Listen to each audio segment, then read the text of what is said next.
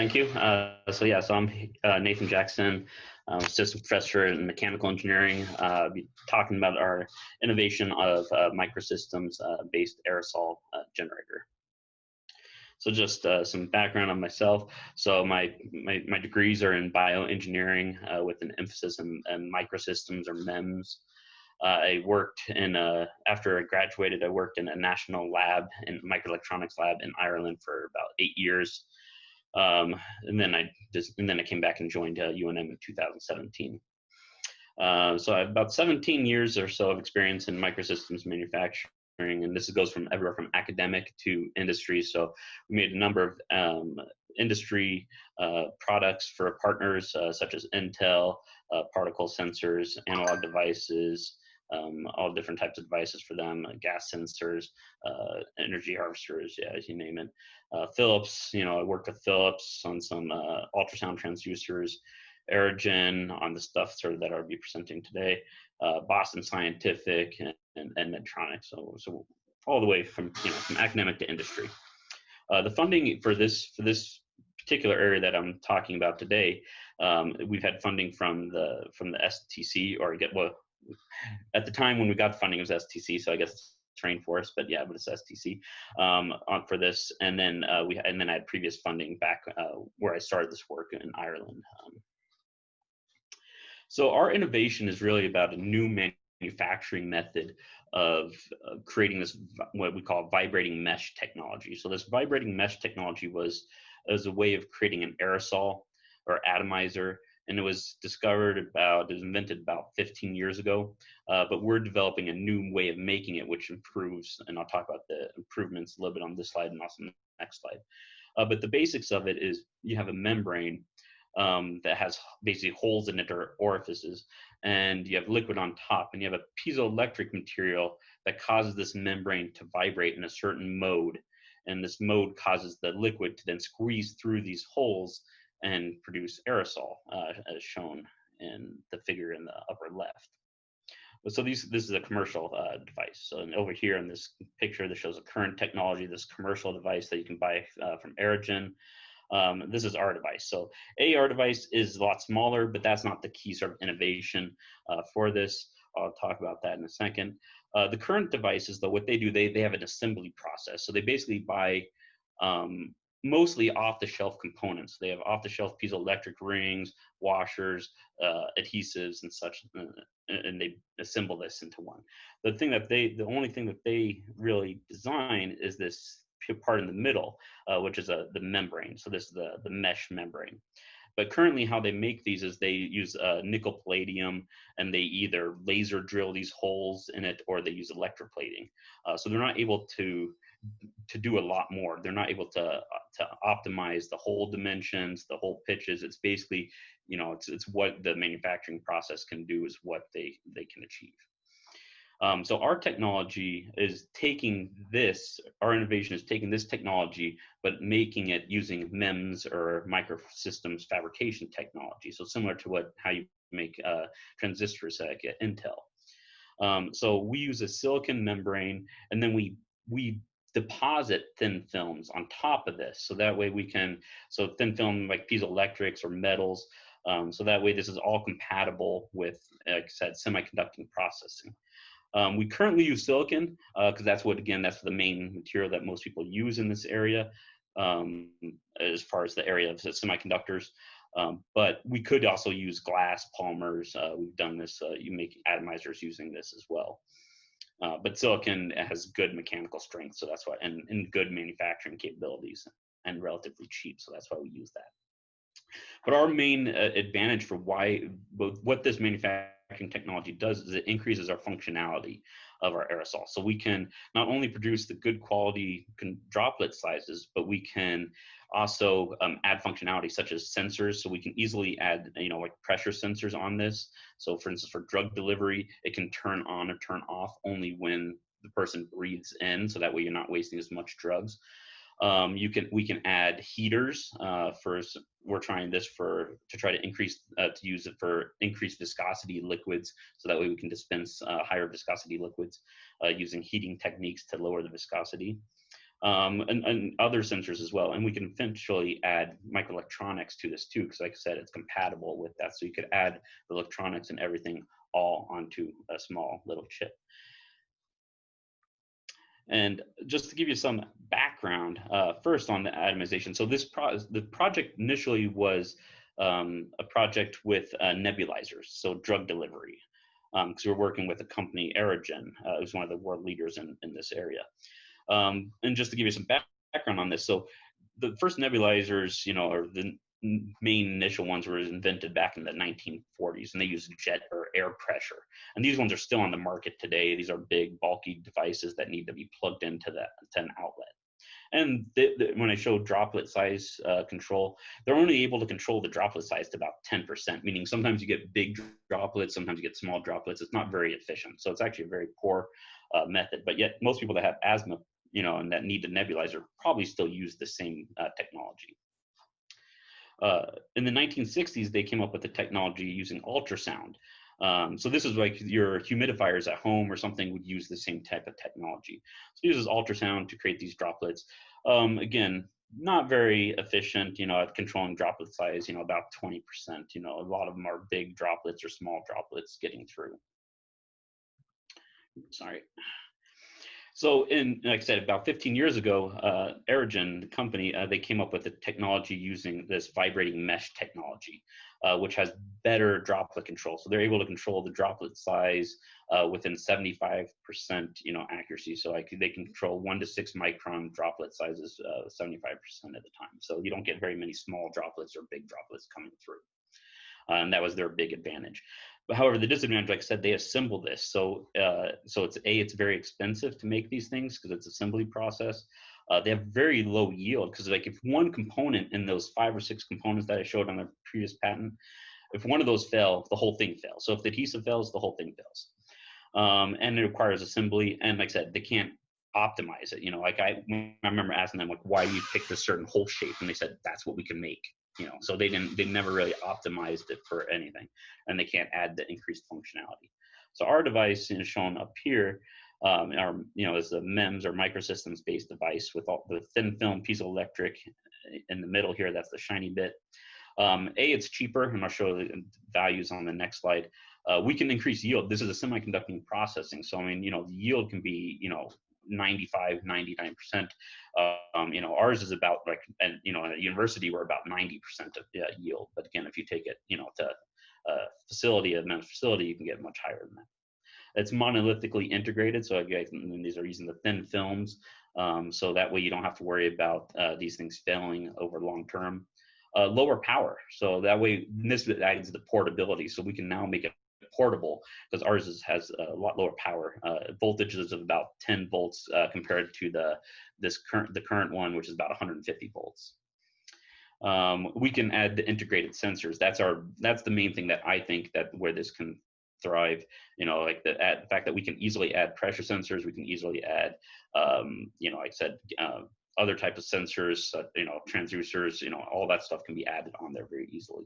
And we can even add microfluidics. So if you think of this, one of the areas that I'm interested in you looking at is for additive manufacturing, because we could add microfluidics to have each nozzle or a group of nozzles have different liquids, and so that way you can be dispensing different liquids at a certain time. So sort of kind of like an inkjet printer. Let's see, a lot of the advantages I've sort of talked about, but I'll just briefly talk about here. So like I said, increased yield, the yield for the current devices are about 40%. Ours, already are 90%, and that's just, at a university sort of prototype stage. Hole repeatability. The way that we make our holes is based on physics. It's the etching process is the crystallinity it's based on the crystallinity of the material silicon. So it's very repeatable. It's been around, for 30, 40 years.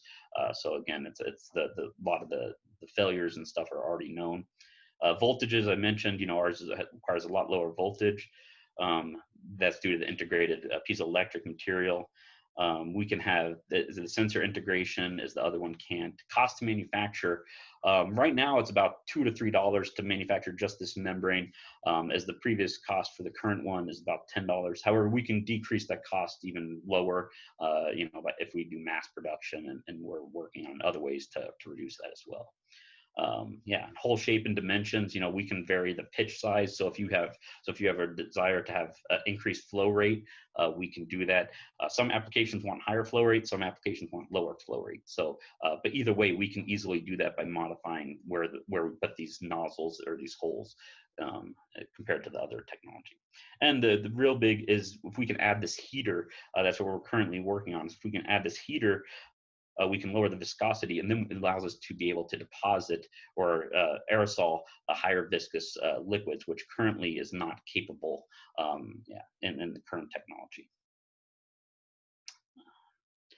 So applications that I'm looking at, so e-cigarettes is one of the big sort of applications that I'm trying to target. So current e-cigarettes, I mentioned these other atomizing technologies. One that I didn't mention is vaporization, so heat. So all e-cigarettes right now, every single one of them that is out on the market uses heat to vaporize the liquid, and that's how they create this aerosol. And it requires upwards to about 250 degrees Celsius, somewhere around there, depending on the different liquids. And a lot of people, more and more research is coming out showing that these might not be as safe as they once thought they were back when they first started. And one of the main things that's coming out is the heating. So the heating produces chemical byproducts in the liquids, and these byproducts can be such things such as formaldehyde, which are obviously toxic to the human body. So these cause a lot of different problems. So heating is one of the big issues causing these potential toxic byproducts in e-cigarettes.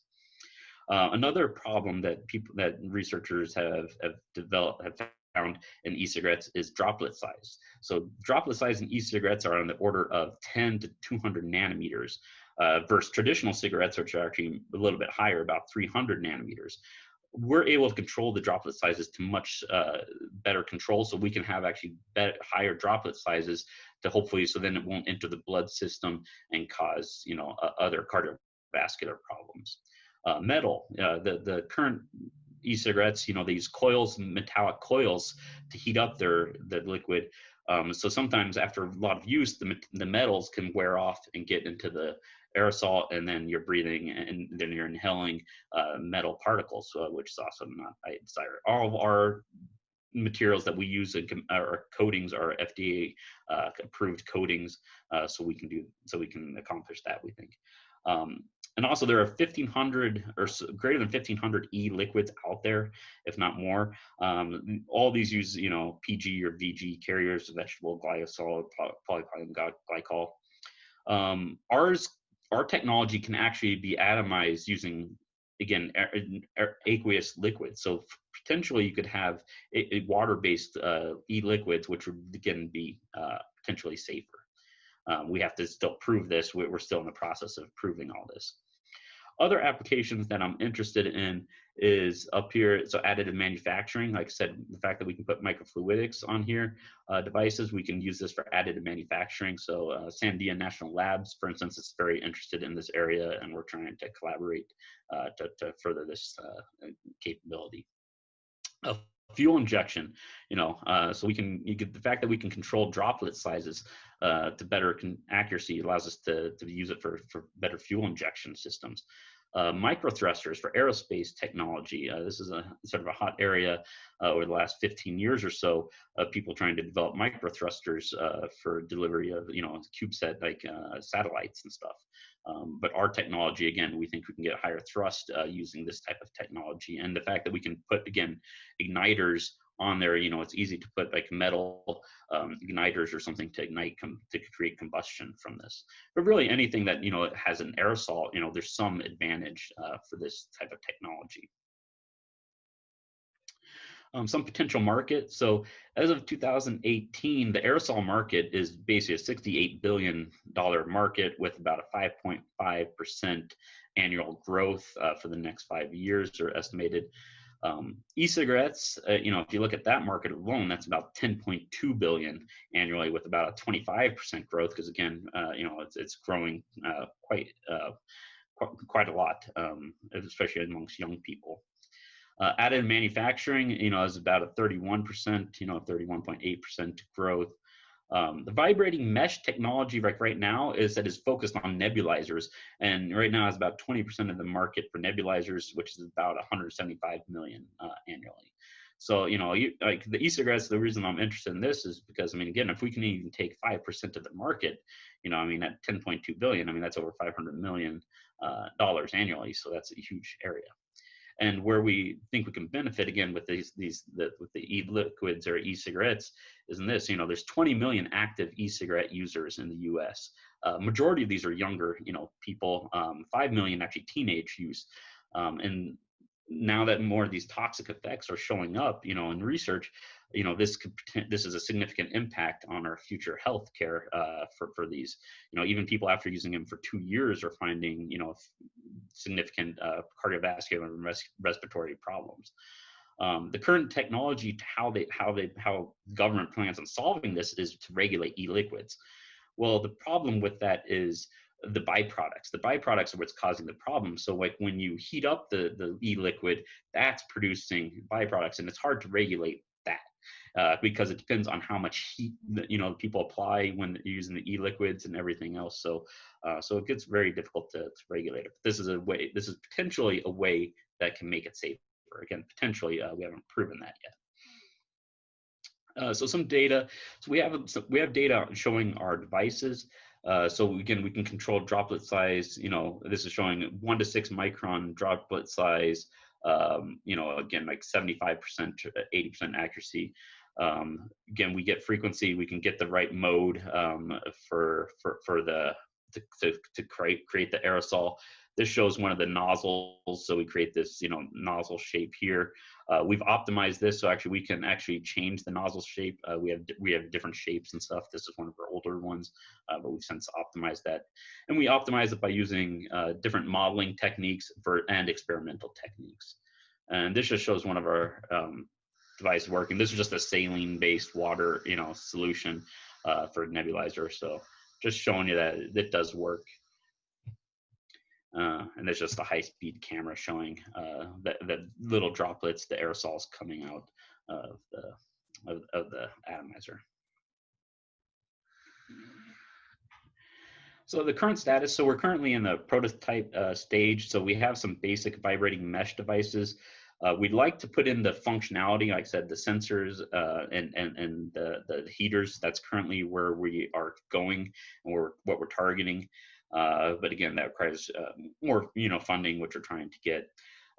Ultimately, we want to try to try to deposit or try to dispense higher viscous liquids. I have been in contact with several companies, and almost every company always asks, well, what's the viscosity? What's the peak viscosity of the liquids that you can dispense? So that's what we're currently undergoing tests for, to try to see what sort of the limit is without heaters, and then also when we get the heat, when we apply the heaters to this,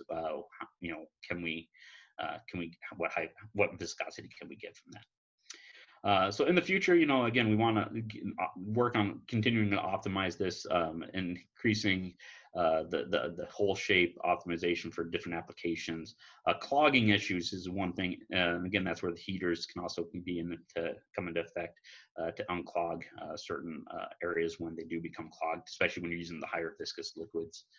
And really, we want to go from a device. Right now, we're just the single component, just the membrane part.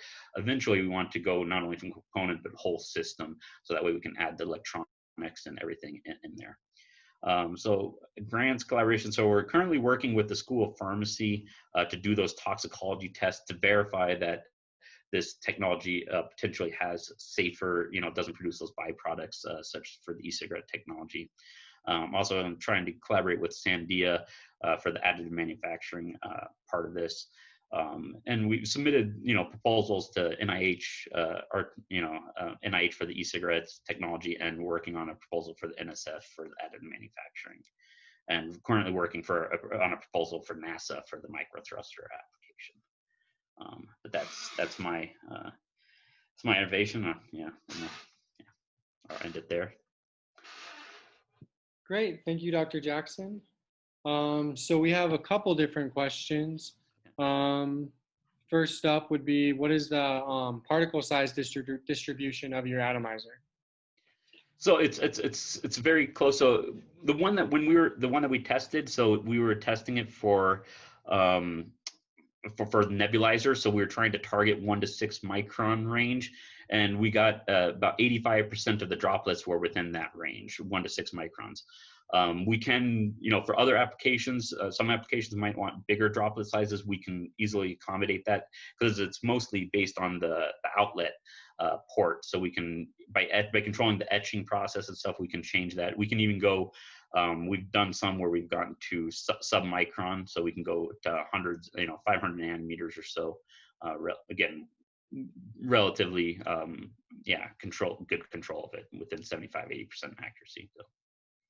Okay, great. Yeah, and I think that answers the next question of, can you modulate droplet size for specific applications? Yeah, we can. Yeah. Yeah. And then the next one, have you characterized no noise profile for the nebulizer? Noise is in electrical noise, or are you talking about noise as in like yeah? So first, the noise, like external, it doesn't have much noise. If you're talking about electrical noise, yeah, not we haven't looked at that too much. We haven't looked at building the circuits for it right now.